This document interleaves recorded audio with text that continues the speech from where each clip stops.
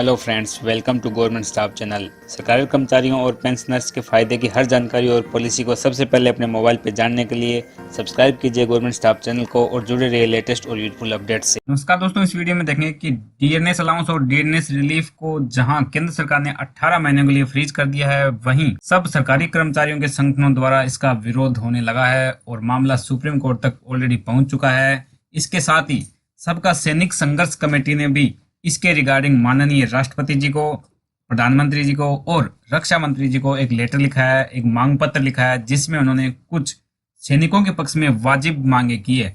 तो इस वीडियो में देखेंगे कि वो कौन कौन सी वाजिब मांगे हैं जो सबका सैनिक संघर्ष कमेटी की तरफ से की गई है। तो आप देख सकते हैं ये लेटर 27 अप्रैल 2020 को लिखा गया है। इसका सब्जेक्ट आप देख सकते हैं, केंद्र सरकार के कर्मचारियों का महंगाई भत्ता रोकने से पहले दूसरे जरूरी कदम उठाने संबंधी मांग पत्र। जी हाँ दोस्तों, यहाँ इन्होंने काफी वाजिब मांग की है राष्ट्रपति, प्रधानमंत्री और रक्षा मंत्री सभी से। आगे इन्होंने लिखा है कि सबका सैनिक संघर्ष कमेटी पंजाब, हरियाणा, दिल्ली, उत्तर प्रदेश तथा मध्य प्रदेश पिछले 10 सालों से जवानों को जायज हकों को दिलाने के लिए संघर्ष कर रहे हैं। इनके लिए हम दर्जनों बार दिल्ली में विरोध प्रदर्शन और 2 बार भूख हड़ताल तक कर चुके हैं। ये यहाँ बता रहे हैं कि सबका सैनिक संघर्ष कमेटी ने अब तक सैनिकों के लिए क्या क्या किया है।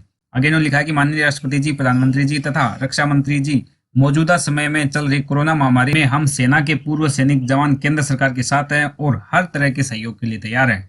श्रीमान जी, अगर मौजूदा समय में देश की हमारी पूर्व सैनिक जवानों की किसी भी तरह की ड्यूटी या सहयोग की जरूरत पड़ती है तो वह हम निःशुल्क सेवा देने के लिए तैयार है। यहाँ इन्होंने इस बात से अवगत कराया है कि वो किसी भी तरह की सेवा देने के लिए यहाँ तैयार है। आगे आप देख सकते हैं, आगे इन्होंने लिखा है कि श्रीमान जी, अब बात आती है आपके द्वारा दिए गए नोटिफिकेशन की, जिसके अनुसार जनवरी 2020, जुलाई 2020 और जनवरी 2021 तक के महंगाई भत्ते यानी डीएनएस अलाउंस जो जून 2021 तक मिलने थे पर रोक लगा दी गई है।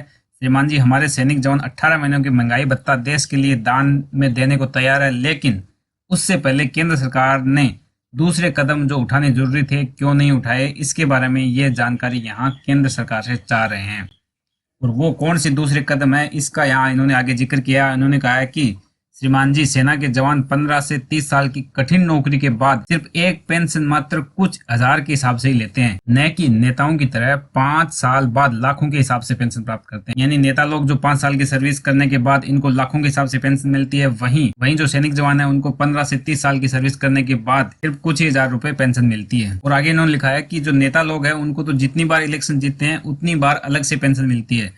श्रीमान जी, एक देश में 2 अलग अलग नीतियां नहीं चल सकती। आप या तो नेताओं की एक से ज्यादा दी जा रही पेंशन को बंद कीजिए, और अगर नहीं कर सकते तो हर एक केंद्रीय कर्मचारी को 5 साल की नौकरी के बाद पहली पेंशन, 10 साल की नौकरी के बाद दूसरी पेंशन और 15 साल की नौकरी के बाद तीसरी पेंशन, उसी प्रकार 20 साल की नौकरी के बाद चौथी पेंशन दें, ताकि पेंशन का सिस्टम देश में एक समान हो जाए। और इसी तरह पूरी सर्विस में हर 5 साल के बाद एक पेंशन लागू की जाए, जैसे नेताओं को लागू है। तो इन्होंने बहुत ही वाजिब मांग प्रधानमंत्री, रक्षा मंत्री और राष्ट्रपति जी से की है।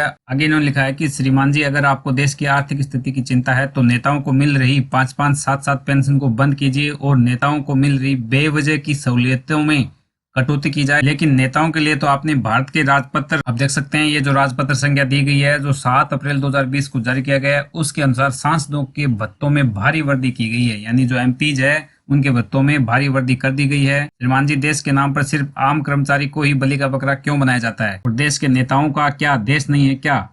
क्या देश के नेताओं को देश के लिए योगदान नहीं देना चाहिए? तो यहाँ इन्होंने बहुत ही वाजिब पॉइंट उठाया और कहा है कि भारत सरकार एक तरफ सांसदों की सैलरी में 30% की कटौती का अध्यादेश लाती है और दूसरी तरफ काटी जाने वाली सैलरी से अधिक का लाभ भारत की राजपत्र संख्या ये दिया हुआ है, आप देख सकते हैं, जो 7 अप्रैल 2020 को जारी किया गया है उसमें दे दिया गया है।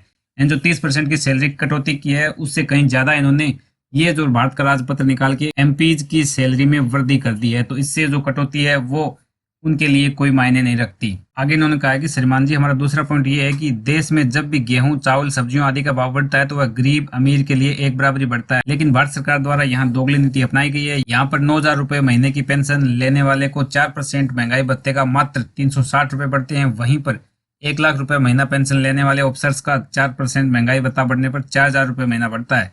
ऐसा भेदभाव क्यों? जब महंगाई सभी के लिए बराबर बढ़ती है तो एक जवान को 360 रुपए और दूसरे को 4,000 रुपए महीना मिलता है, ऐसा क्यों? और आगे इन्होंने रिक्वेस्ट की है कि श्रीमान जी, हमारी मांग ये है कि महंगाई भत्ता राशि सभी को एक बराबर मिलनी चाहिए। आगे इन्होंने मांग की है कि श्रीमान जी, हमारी मांग है कि अगर आप केंद्रीय कर्मचारियों का महंगाई भत्ता 18 महीनों के लिए रोकना चाहते हैं तो ऊपर वाली 2 मांगों को मानते हुए नोटिफिकेशन जारी किया जाए, और अगर आप ऐसा नहीं करते हैं तो हम अपना महंगाई भत्ता छोड़ने के लिए तैयार नहीं है। इसके लिए महंगाई भत्ते वाले नोटिफिकेशन को रद्द किया जाए। हमें पूर्ण विश्वास है कि आप जल्द से जल्द ये कार्रवाई करेंगे और अन्य महत्वपूर्ण पॉलिसियों में बदलाव करके नया नोटिफिकेशन जारी करेंगे।